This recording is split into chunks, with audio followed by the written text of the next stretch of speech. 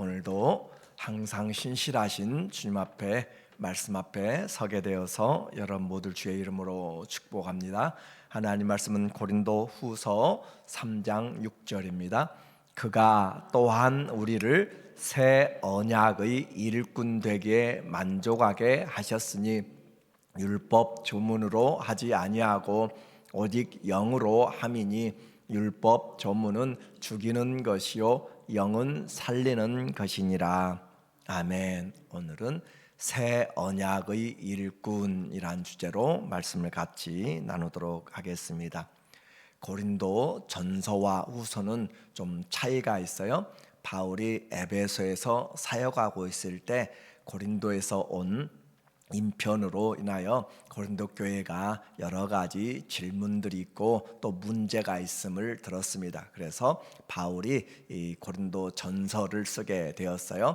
우상을 섬기는 것에 대해서 그 재물을 먹는 것, 또 결혼과 또 교회에서 재판이 있을 때 어떻게 해야 되는지, 성찬을 어떻게 하는지, 사랑이 왜 중요한지, 은사보다 사랑이 중요하고 최고의 은사가 사랑이고 부활이 없다 한 자들에게 예수님의 부활이 있다 한 10가지 정도에 대해서 질문에 대해서 답을 써 보낸 것이 바로 고린도 전서였습니다. 그리고 죄를 범한 자 돌이키라 라고 그렇게 책망을 했어요.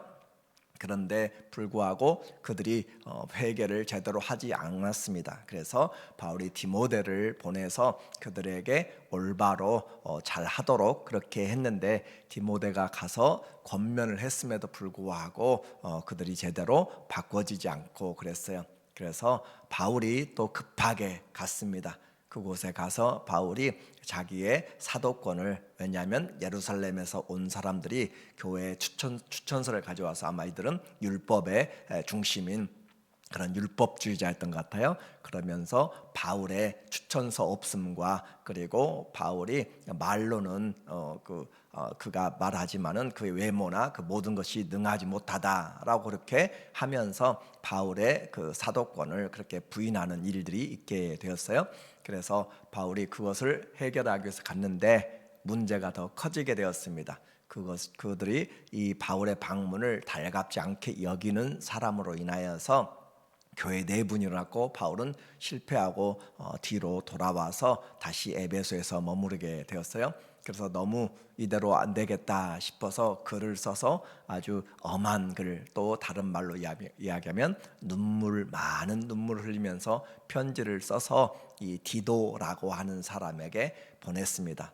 그리고 나서 기다리던 중에 도대체 그들이 이 엄한 편지, 눈물의 편지, 또 디도가 가서 사역을 잘 했을까, 중재를 잘 했을까라고 염려하면서 그렇게 기다리는데 일이 손에 잡히지 않아서 드로아에서 복음의 사역을 잠깐 멈추고 배를 타고 또 네아폴리를 거쳐 빌립보로 또 마게도냐로 가서 그곳에서 이 디도가 오는 고린도에서 오는 그 디도를 만나고 너무 감사해서 쓴 편지가 고린도 후서입니다. 그래서 고린도 후서는 위로의 하나님을 증거하고 있고 우리가 하고 있는 이 사역이 얼마나 율법주의자보다 뛰어난가라고 하는 것을 설명하면서 바울이 증거하고 있는 그런 배경이 있어요. 그래서 디도는 교회와 바울 사이의 문제들을 원만하게 잘 해결해 준 정말 충성된 충실한 그런 일꾼이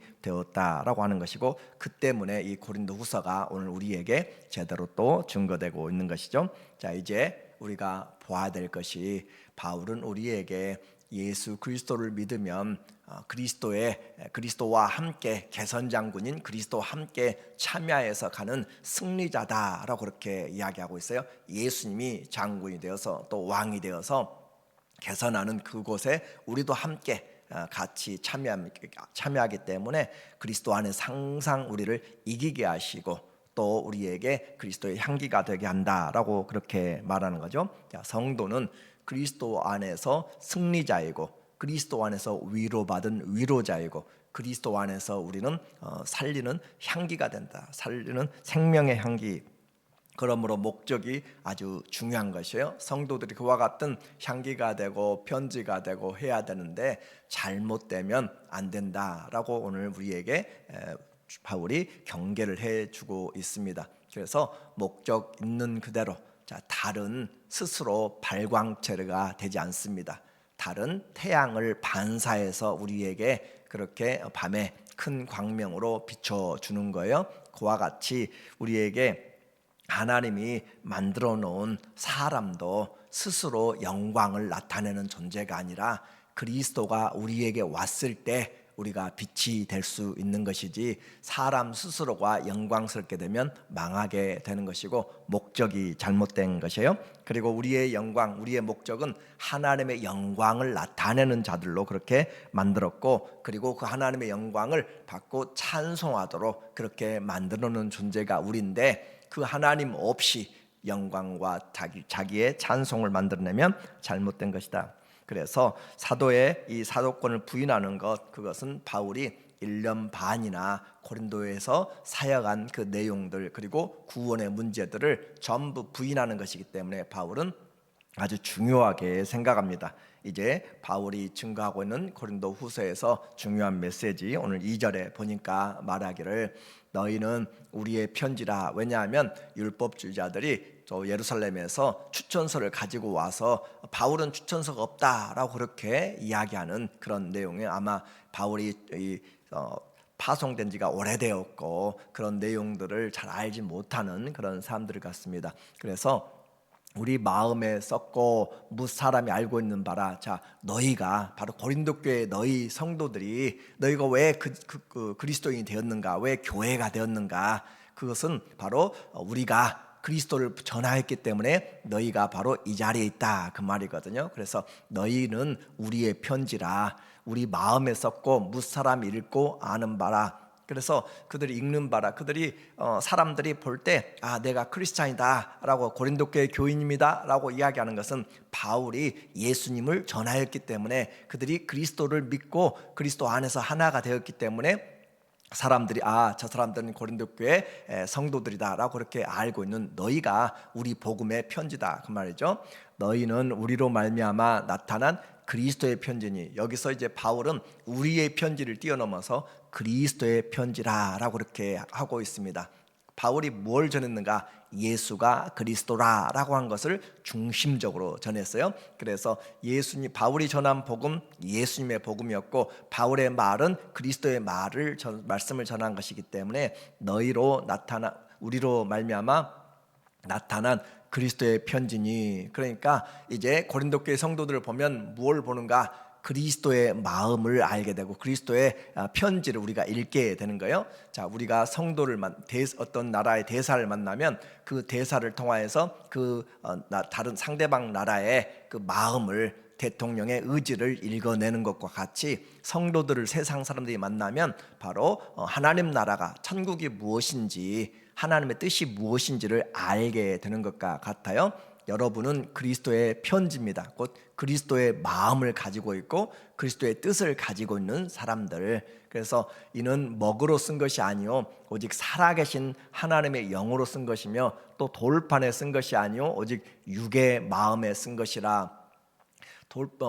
우리의 마음에 새겨져서 그렇게 되었다라고 말씀하고 있는 내용이죠. 그래서 교회가 된 것은 그들이 믿고 순종함으로 이제 하나님이 그들을 하나님의 자녀들로 인도하신 내용. 그런데 이와 같은 자들이 하나님을 올바로, 바울의 사역을 인정하지 않으면 그 모든 것이 무너지게 되는 거예요. 이제 4절에 말씀하고 있어요. 우리가 그리스도로 말미암아 하나님을 향하여 이 같은 확신이 있으니 우리가 무슨 일이든지 우리에게서 난 것 같이 스스로 만족할 것이 아니니 우리의 만족은 오직 하나님께로부터 났느니라. 바울의 모든 사역은 내가 한 것이 아니라, 내가 만들어낸 것도 아니고, 내가 한 것이 아니라 하나님이 우리에게 주신 것이다 라고 그렇게 이야기합니다. 그래서 모든 믿음의 출발은 하나님께로부터 기인하는 것이고, 우리의 믿음의 대상도 하나님을 향하여서 가는 거예요. 그래서 그 하나님이 우리를 새 언약의 일꾼 되게 하였다. 아주 중요한 내용이죠. 6절의 말씀이에요. 6절 말씀에 그가 또한 우리를 새 언약의 일꾼 되게 만족하게 하셨으니, 자, 새 언약의 일꾼이 있으면 옛 언약의 일꾼도 있을 거잖아요.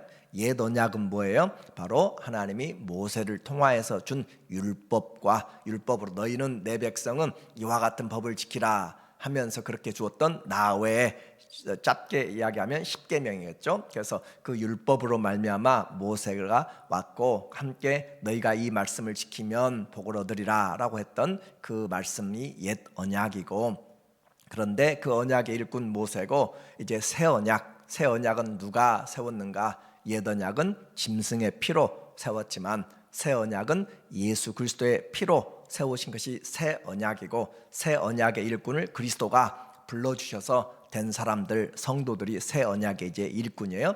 그래서 율법 조문, 모세의 구약의 율법 조문으로 하지 아니하고 오직 성령으로 함이니, 율법 조문은 죽이는 것이요 영은 살리는 것이라 아주 이제 그 기능이 나와 있어요. 모세가 율법을 준 것은 로마서 3장 21절에 율법은 우리로 하여금 죄를 깨닫게 하는 것이라, 모든 사람이 죄를 범하였으며 하나님의 영광에 이르지 못하더라. 그래서 모세가 가지고 온 율법은 우리를 진단하는 것이에요. 여러분이 아플 때 병원에 가니까 MRI, CT 모든 걸 통해서 진단해서 질병을 찾아내는 것처럼 율법은 우리로 하여금 죄를 깨닫게 하는 그런 기능을 하게 되고 살려주지를 못합니다. 그래서 이와 같은 율법은 죽이는 것이요 기능이 바로 우리 죄를 찾아내는 것이다. 죄의 싹은 사망인 것을 가르쳐 주는 것이 율법의 기능이고, 성령은 살리는 것이라. 기능 자체가 틀린 거예요. 잘못됐다는 것이 아니라 기능이 틀리다라고 하는 것이죠. 우리는 이와 같은 내용을 통하여서 이제 새 언약의 일꾼된 사람들에게 율법은 죄를 깨닫게 하기 때문에 우리에게 생명의 능력이 없습니다. 7절에 비교를 하고 있어요. 돌에 써서 십계명에서 준 거죠. 돌에 써서 새긴 죽게 하는 율법의 조문의 직분도 영광이 있어 이스라엘 자손들은 모세 얼굴에 없어질 영광 때문에도 그 영광을 주목하지 못하였거든. 하물며 영의 직분은 더욱 영광이 있지 아니하겠느냐. 자, 완전하게 지금 나누고 있어요. 모세에게서 가져온 것 옛 언약의 모습이고, 그 옛 언약의 모습은 기능은 사람을 죄를 찾아내서 죄의 싹은 사망이다라고 하는 죽음에 이르는 것을 가르쳐 주는 것이고, 그런데도 불구하고 이 모세가 가져왔을 때 그 영광이 있었다라고 하는 거죠. 그래서 그러나 영의 직분은 더욱 영광이 있다. 죽음을 가지고는, 그러니까 죽음을 선포하러 온 그 모세의 영광도 하나님의 대사로서 영광이 있었는데, 우리에게 생명을 주러 오신 예수님의 그 영광은 비교할 수가 없다라고 그렇게 이해할 수 있어요. 정죄의 직분도 영광이 있은즉 의의 직분은 더욱 영광이 있으리라. 우리에게 이와 같은 영광의 모습을 통하여, 그러면 새 언약의 일꾼의 특징이 있는 거죠. 새 언약의 특징을 보니까 새 언약은 하나님이 우리에게 주신 것으로서 없어질 영광이 아니라는 거죠. 그렇죠? 없어질 영광이 아니라 영원한 영광이다라고 그렇게 이야기하는 것이고, 이 옛 언약은 우리를 억압하고 자유가 없지만 새 언약은 우리를 자유케 하는 언약이 됩니다. 그리고 이것은 의의 직분이 된다. 정죄의 직분이 아니라 의로운, 우리에게 의를 주는 직분이다라고 그렇게 이야기하고 있어요. 13절에서 말합니다. 우리는 모세가 이스라엘 자손에게 장차 없어질 것에 결국을 주목하지 못하게 하려고 수건을 그 얼굴에 쓴 것 같이 아니하노라. 그러나 그들의 마음이 완고하여 오늘까지도 구약을 읽을 때 그 수건이 벗겨지지 아니하고 있으니 그 수건은 그리스도 안에서 없어질 것이라. 오늘까지 모세의 글을 읽을 때 수건이 그 마음을 덮었도다. 이 말씀이 좀 어려운 말씀이에요. 왜냐하면 그 내용 자체가 틀리기 때문에 그래요. 목적 자체가 무슨 말인가 하면, 모세가 하나님과 함께 40일 동안 시내산에 있으면서 말씀을 받을 때 그 하나님과 함께 교제하고 함으로써 하나님의 그 은혜와 영광이 모세에게 그렇게 임하여서 모세 얼굴에 자기도 모르게 빛이 났어요. 그러니까 하나님의 영광의 교제로 말미암아 모세가 영광의 반사가 되어서, 모세가 내려와서 백성들한테 섰을 때 백성들이 모세 얼굴 보니까 얼굴이 빛나고, 그래서 모세가 그것을 가렸어요. 그러니까 왜 가렸는가 하면 그들이 모세 얼굴을 보고 두려워하고 또 혹시 모세 하나님을 영광되게 하고 하나님을 섬겨야 되는데 모세를 섬길까 봐서, 그래서 백성들을 위하여서 백성들이 두려워하지 않도록 얼굴을 가리고 그렇게 했는데 바울은 이것을 바꿔버려요. 왜 이것을 바꾸는가? 그것이 바로 성령이 우리에게 이렇게 말씀하는 내용이기 때문에 그것이 참 중요하다. 모세가 쓴 내용과 바울이 그것을 이해하는 것이 다르다. 바울은 어떻게 그것을 이해하냐면 이 모세가 얼굴을 가린 것은 백성들의 두려움 때문에 그랬는데, 그렇게 가린 것은 결국 없어질 것이기 때문에 보지 못하게 하려고, 그 없어지고 결국은 없어질 것이기 때문에 거기에 관심 두지 말도록, 초점을 두지 말도록 그렇게 가렸다라고 그렇게 이야기를 하고 있어요. 그런데 중요한 것은 사람들은 모세를 통해서 얼굴에 관심을 뒀는데 바울은 지금 성령 안에서 얼굴에 관심이 아니라 마음에 관심을 두고 있어요. 마음에. 그들의 마음이 닫혀져 있다라고 그렇게 이야기하고 있고, 여전히 모세 얼굴에 있던 수건을 쓰고 있음으로써 그들의 마음에서 하나님의 영광을, 그리스도를 보지 못한다라고 그렇게 바꾸어서 설명하고 있기 때문에, 그래서 조금 어려운 내용이 되지만 핵심은 바로 그것입니다. 지금 모세의 영광은 없어질 영광이고 예수 그리스도의 영광은 영원한 영광이고, 그래서 그 영원한 것을 보도록 하기 위하여서 그리스도가 왔는데, 그리고 그리스도 안에선 자유함이 있는데, 여전히 율법에 묶여있는 사람들은 이 영원한 것을 보지 못하고 수건이 마음을 가리워서 우리에게 예수님을 깨닫지 못하게 한다, 그렇게 표현하고 있어요. 16절에 오늘 보면 그러나 언제든지 주께로 돌아가면 수건이 벗어지리라. 예수님을 만나지 못하면 구약은 항상 덮여 있어서 얼굴을 보지 못해요. 모세가 얼굴을 가리고 있으니까 제대로 알지 못하는 것처럼 예수님을 만나지 못하면 성경을 아무리 읽어도 그들이 어두움 가운데 있어서 알지를 못한다라고 그렇게 표현하고 있습니다. 그러니까 대제사장들과 바리새인과 모든 사람들이 열심히 성경을 읽어도 예수님을 못 박아 죽일 수밖에 없었던 것은 그들의 마음이 수건으로 덮여 있기 때문에 그렇게 표현하고 있어요. 주는 영이시니 주의 영이 계신 곳에는 자유가 있느니라. 주님의 영, 성령은 주님은 영이시다. 그리고 주의 영이 계신 곳은 자유함이 있다. 우리에게 주신 하나님의 자유함이죠. 우리가 다 수건을 벗은 얼굴로 거울을 보는 것 같이 주의 영광을 보매 그와 같은 형상으로 변화하여 영광에서 영광에 이르니 곧 주의 영으로 말미암음이라. 수건이 벗어지는 것은 그리스도 안에서 벗어진다라고 그렇게 이야기를 했어요. 그래서 우리가 이제는 수건을 다 가렸던, 마음을 가렸던 수건을 벗어버리니까 우리의 마음이 열려지게 되었고, 그 그리스도를 향하여서 수건이 없어지니까 전부 다 투명하게 깨끗하게 보게 되었어요. 선글라스를 밖에 빛이 있기 때문에 썼는데 그 빛이 사라지고 이제는 그것을 우리가 안에나 들어와서 어디든지 밤에나 또 방이나 어디든지 그것을 계속 쓰고 있으면 제대로 볼 수가 없습니다. 그리스도 안에서 빛 대신 주님으로 우리의 시각을 올바로 바꾸니까 이제는 그리스도의 눈으로 보니까 우리는 전부 다 볼 수가 있다라고 그렇게 생각하면 좀 이해가 될지 몰라요. 이제 그러면 해야 될 중요한 이야기겠어요? 이와 같이 벗겨졌으면 이제 뭘 할 것인가, 그 말이죠. 이스라엘 사람들은 하나님의 영광을 못 봤어요. 그렇죠? 이스라엘은 하나님의 영광을 못 봤어요. 그런데 우리는 이제 영광을 봐요. 그 차이입니다. 영광을 보지 못하니까 그들은 항상 율법에서 하라 하지 말라는 것에 그들은 억눌려서 살아서 자유가 없어요.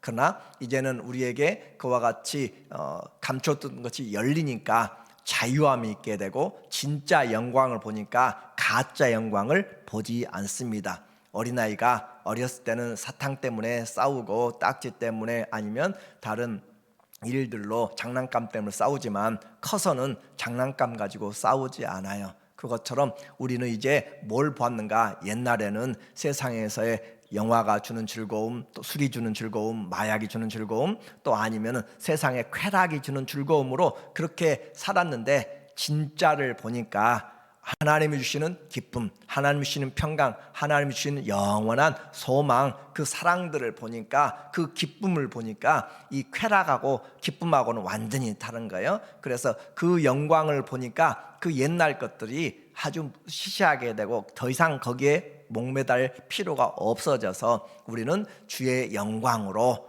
거울을 밝은 그 수건을 벗은 얼굴로 거울을 본다라고 하면서 주의 얼굴을 보고 영광을 보니까 예수님의 영광을 보는 만큼 성화가 됩니다. 성도가 변하는 것은 하지 마라 해가지고 변하는 것이 아니라 예수님의 영광을 보면 변한다. 그것이 핵심이에요.